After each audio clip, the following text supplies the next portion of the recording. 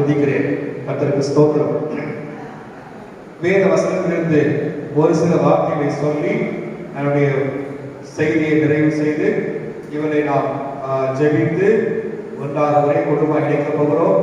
அரசாங்கத்தினுடைய பதிவேட்டிலும் இவர்கள் கையெழுத்தப்படுவார்கள். ஆதியாகமத்தின் புஸ்தகம் 2ஆம் அதிகாரத்திலே 18ஆம் வசனத்தை வாசிக்கும் போது, பின்பு தேவனாய் கர்த்தர் மனுஷன் தனிமையாய் இருப்பது நல்லதல்ல, ஏற்ற துணையை உனக்கு உண்டாக்குவேன் என்றார். தேவனாய் கர்த்தர் வெளியில் சகலவித மிருகங்களையும் ஆகாயத்தின் சகலவித பறவைகளையும் மண்ணினாலே உருவாக்கி ஆதாம் அவளுக்கு என்ன பெயரிடுவார் என்று பார்க்கும்படி அவைகளை அவளுக்கு கொண்டு வந்தார்.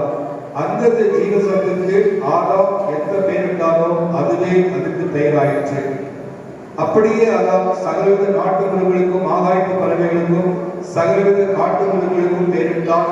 ஆதாமுக்கோ ஏற்ற துணை இன்னும் காணப்படவில்லை. கர்த்தருக்கு ஸ்தோத்திரம்.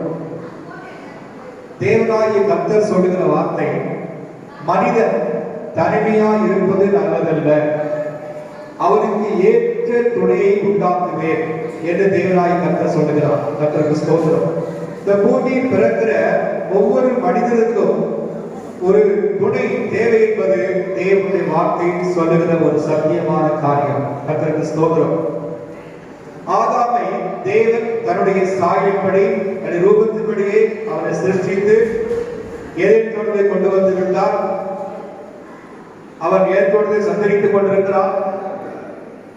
பிற்பாடு சகல நாட்டு மிருகங்கள் எல்லா மிருகங்களையும் எல்லா பறவைகளையும் ஆதாமுக்கு முன்பாய் கடந்து போகும்படி செய்கிறான்.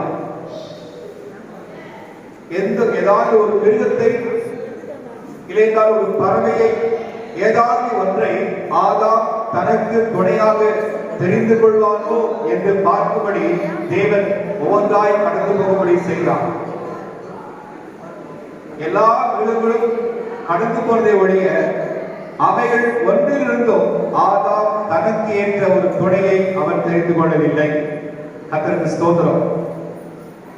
அப்படி ஆதாம் அந்த மிருகங்களில் இருந்து ஒரு துணையை அவன் தெரிந்து கொண்டிருப்பான் என்று சொன்னார். ஒருவேளை ஒரு ஆடை தனக்கு துணையாக தெரிந்து கொண்டிருந்தால் ஆதாமுடைய வாழ்க்கை துணை எதுவாயிருக்கும்? ஒரு ஆடாக இருக்கும். இல்லை என்றால் ஒரு நல்ல ஒரு நாய்க்குட்டி என்று வைத்துக் கொள்ளுங்கள், அதை தெரிந்து கொண்டிருந்தால் அவருடைய வாழ்க்கை துணை ஒரு நாய்க்குட்டியாக இருக்கும். ஒரு பூனைக்குட்டியை தெரிந்து கொண்டிருந்தால் ஒரு பூனைக்குட்டி தான் ஒரு வாழ்க்கை துணையாக இருந்திருக்கும். கர்த்தருக்கு ஸ்தோத்திரம்.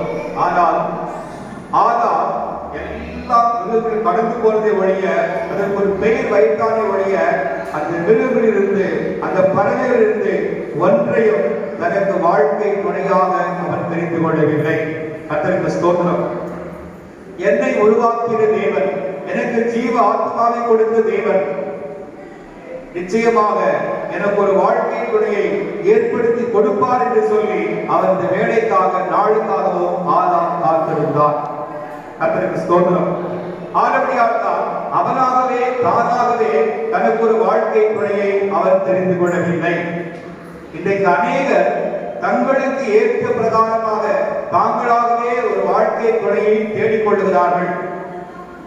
அன்பு கிடைக்கிறது. ஒரு அழகான பெண் வேணும், இல்லையா நல்ல டவுரி கொடுக்கிற ஒரு பெண் வேணும், இப்படி என்று சொல்லி தங்களுக்கு முன்னாக வருகிற ஒரு நாய்க்குட்டியோ இல்லைன்னா ஒரு குரங்கையோ ஏதாவது ஒன்றை செய்கிறார்கள். அவர்கள் தங்கள் வாழ்க்கை துணையாக தெரிந்து கொள்ளுகிறார்கள். தேவனுடைய வேலைக்காக தேவனுடைய நேரத்துக்காக அவர்கள் காத்திருப்பதில்லை. கர்த்தருக்கு ஸ்தோத்திரம்.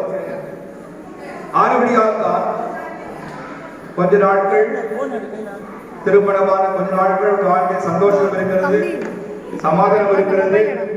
பிற்பாடு அவருடைய அழகு குறைந்து போகும் பொழுது, கையில் இருக்கிற பணங்கள் குறைந்து போகும் பொழுது அவருடைய வாழ்க்கையிலே சண்டையும் சமாதானங்களும் பிரச்சனைகளும் உருவாகிறது. காரணம் என்னவென்று சொன்னால், தேவனால் ஏற்படுத்தப்படுகிற ஒரு வாழ்க்கை துணை, தேவனால் கொடுக்கிற ஒரு வாழ்க்கை துணை அது என்றைக்குமே சந்தோஷப்படுவதாக இருக்கும். கர்த்தருக்கு மகிமை உண்டாகட்டும். ஒரு 3 வருடங்களுக்கு முன்பாக தஞ்சாவூர் ஒரு திருமணம் செய்துவிட்டு இடத்திலே திருமணத்தை பதிவு செய்யப்பட்ட இடத்தில் வந்தார்கள். அதை நான் ரெஜிஸ்டர்ல கையெழுத்து வாங்கினேன். வாங்கிட்டு அந்த மணமகளை பார்த்தேன். பார்த்துவிட்டு எனக்கு சில காரியங்கள் தோன்றினது. நான் எதையும் சொல்லிக் கொள்ளவில்லை.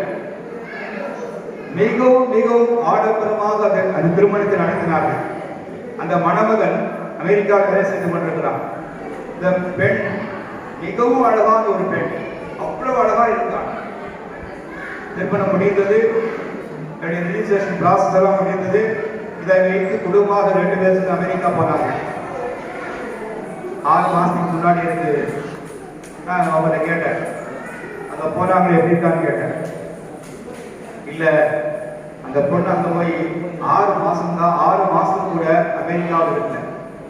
இந்த கல்யாணத்துக்காக செலவு பண்ணது 10 லட்சத்துக்கு மேல கல்யாண செலவு மட்டும் செய்தாங்க. அழகு இருந்தது, அறிவு இருந்தது, வேலை இருந்தது, படிப்பு இருந்தது, எல்லாம் இருந்தது. 6 மாசம் அந்த பொண்ணு அங்க போய் அமெரிக்கா இருக்க முடியல. எனக்கு வேண்டாம், வாழ்க்கை வேண்டாம் என்று சொல்லிவிட்டு திரும்பி நாட்டுக்கு வந்து விட்டான். ஆள முடியல. இப்ப எப்படியாவது டைவர்ஸ் வேண்டும் என்று கேட்டுக்கொண்டிருக்க. அவன் சொல்லிட்டான், டைவர்ஸ் கொடுத்துறேன். காரணம் என்னவென்று சொன்னால், தேவனுடைய வேலைக்காக அவர் காத்திருக்கவில்லை. ஆதாம் தனக்கு முன்னாக வந்த எந்த மிருகங்களையும் தனக்கு வாழ்க்கையை துணையாக தெரிந்து கொள்ள